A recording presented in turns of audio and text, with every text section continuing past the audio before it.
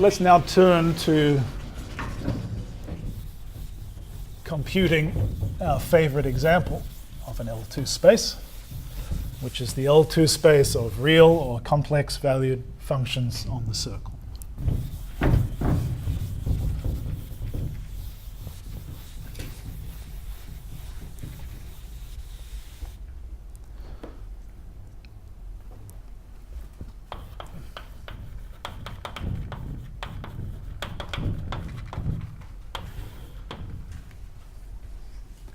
What do I mean by coordinates? Well, coordinates is just a basis, right? So what we're going to discuss is the appropriate analog of a basis for L2 spaces. Now we know the usual notion of a basis is probably not a good idea, right? Because as we've discussed, infinite dimensional vector spaces, they don't really work very well. There's no such thing as a dual basis, so the notion of a basis is a bit questionable to begin with, and in any case, it doesn't seem to go anywhere. But the fact that L2 is self-dual indicates that maybe we can find a suitable replacement for the theory of bases in the usual sense for finite dimensional vector spaces, which is adapted to this particular kind of finiteness that L2 spaces have. And the appropriate notion is an orthonormal dense spaces. Okay, so that's what we're going to discuss. Now the starting point is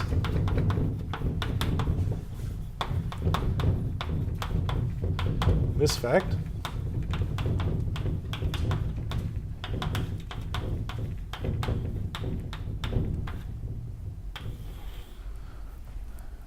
Right, so we discussed that. Those are trigonometric polynomials, the things under the bar, and the completion is everything.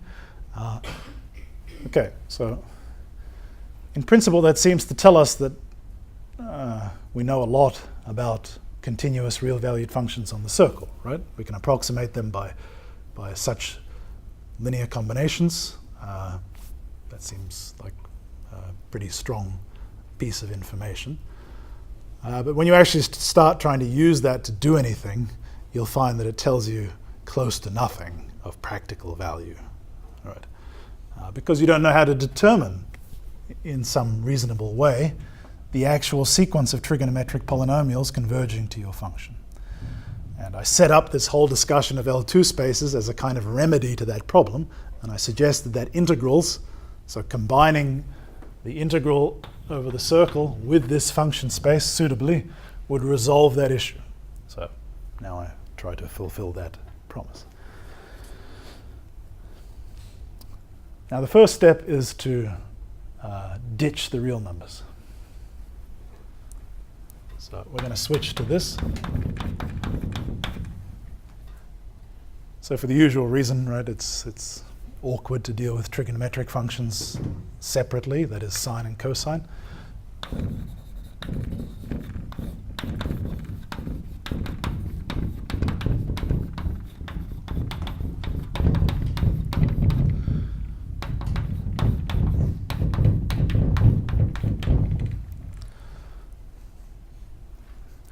Okay, so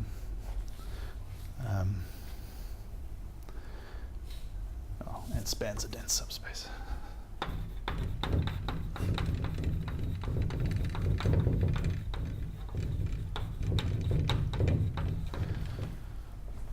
Okay, so that's a complex vector space, and that's a sense in which I mean it's linearly independent. I think most of you have done this exercise probably at some point. It's very similar to proving these are linearly independent over R. It's a van der Waals matrix argument, so I'm going to skip the argument for that part. Right, so it's linearly independent. So let me just prove that it's dense. And that follows from this. Okay. Why? Well, because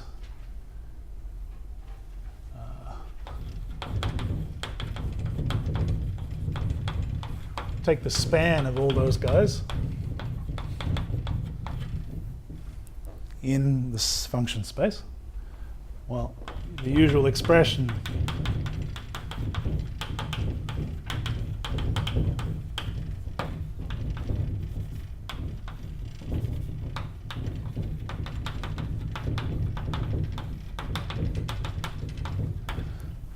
tells you that both of those vectors are in U, right? Okay. But then I have this isomorphism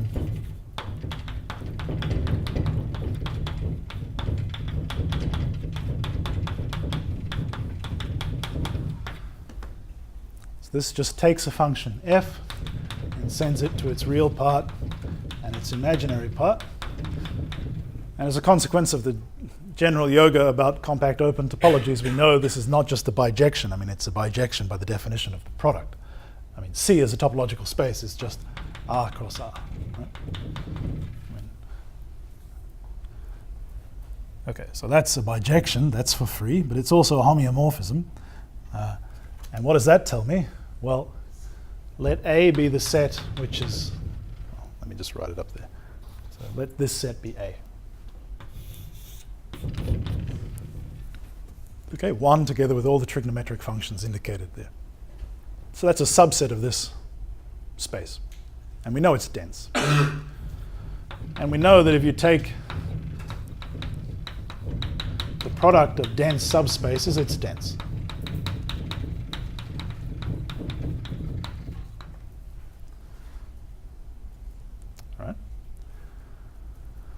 So let me call this phi. All right, so I claim that the image of U under phi contains A cross A. Now let's agree that if I can prove that claim, I'm done. I mean, that's a homeomorphism. I've got a dense subset on the right-hand side and a subset on the left-hand side which contains it. Well, therefore, that subset must also be dense. All right, so that implies immediately that U is dense. Subspace here, I guess. I could say vector subspace. And so why is that true? Well, because, for instance, phi of cosine n theta plus I sine of m theta is cosine n theta sine m theta. I mean, that's certainly in A cross A, but as you can see, everything in A cross A can be obtained by just putting the right things in the real and complex part. And, well, these are already in U, so that linear combination is also in U. So that proves this inclusion, and therefore proves that it's dense.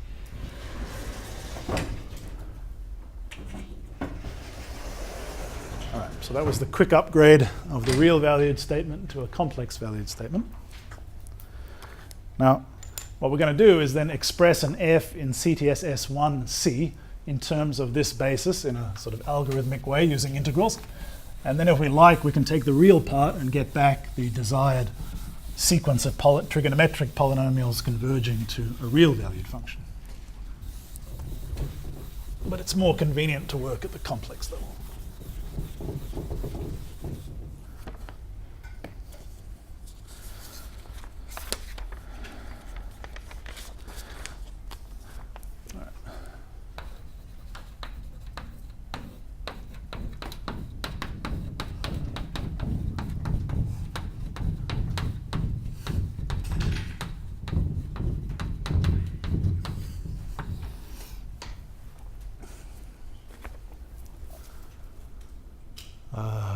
Yeah, maybe I should flag.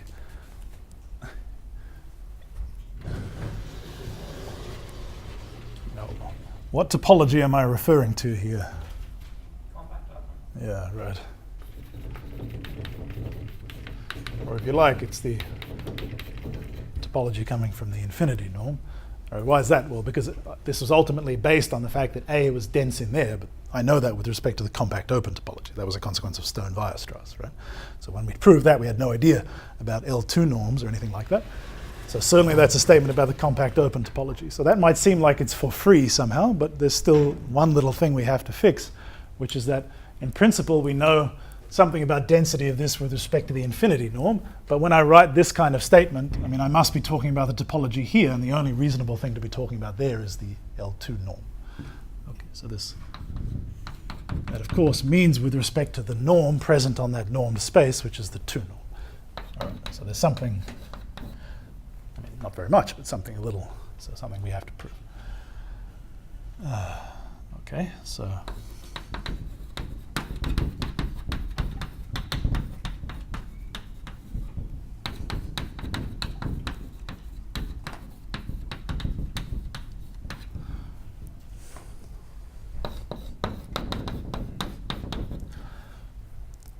Okay, so what's this thing?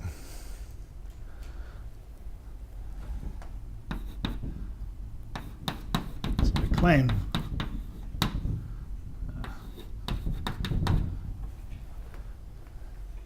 this is the case. Maybe I've got that factor wrong. I don't know. No, that's right. Well, why is that? I mean, everything's as usual. This is sort of compatible with taking limits on both sides. So I can just pretend f and p are continuous functions on S1. And then this left-hand side looks like the integral of f minus p squared. But that's over a compact space. And it's a continuous function, so it has a supremum, right? So the integral of this thing over x, or S1, is less than or equal to the integral of its supremum over S1, which is that number. So this thing here must be less than or equal to the integral over S1 of 1. Yeah, so what I'm arguing for currently is this, I guess. Okay, so that is this. That is less than or equal to, as I just said, the supremum of that thing times the integral of 1 over S1. And that's 2 pi. Square rooting both sides gives me that.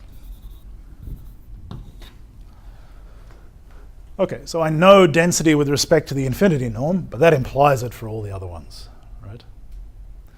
Because density means that given an f and an epsilon, I can find a p such that this is less than epsilon, but therefore this is also less than epsilon.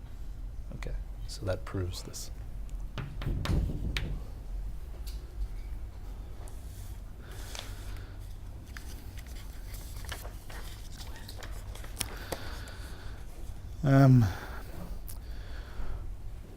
Okay, so the next step after that is to prove that these things are orthogonal with respect to the pairing. And then we'll develop the theory of such collections of linearly independent subsets which are all orthogonal and which span a dense subset. That's a dense basis. But we'll do that next time.